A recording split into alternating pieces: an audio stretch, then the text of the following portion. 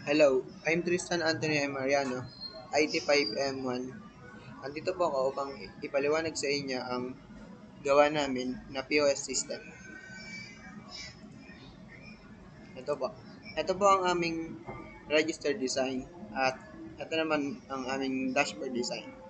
Bago po tayo magsimula, kailangan po muna natin i-import ang ating SQL. Open, SAM,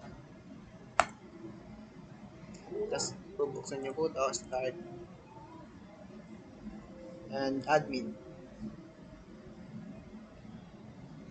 tapos databases, database name. Ang database name po natin ay baby cakes.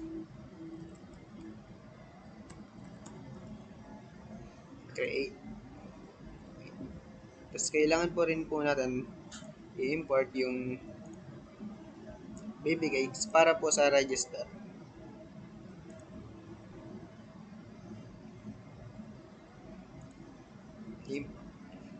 Tapos may isa po tayong import item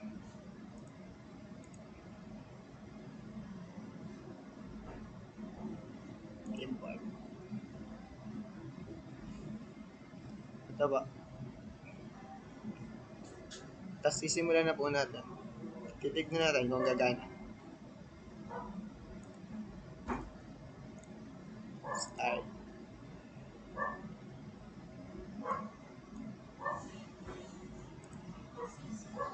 Kailangan po muna natin mag-register para po makapasok tayo sa login. Kasi po, pag hindi po tayo nag-register, hindi po papasok yan. Tulad po nito. Ito po ang lalabas diyan.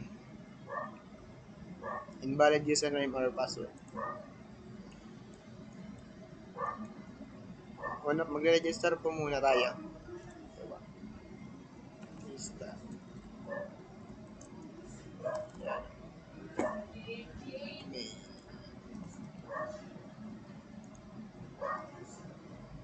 Ganyan.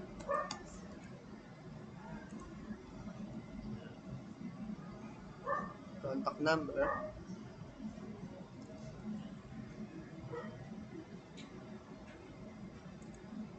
User type, kahit ano. Username, Patrista. Password 1, 2, 3, 4, 5. Register. Subukan na lang po natin. Ay. Username. Trista. 2, 3, 4, 5. Like.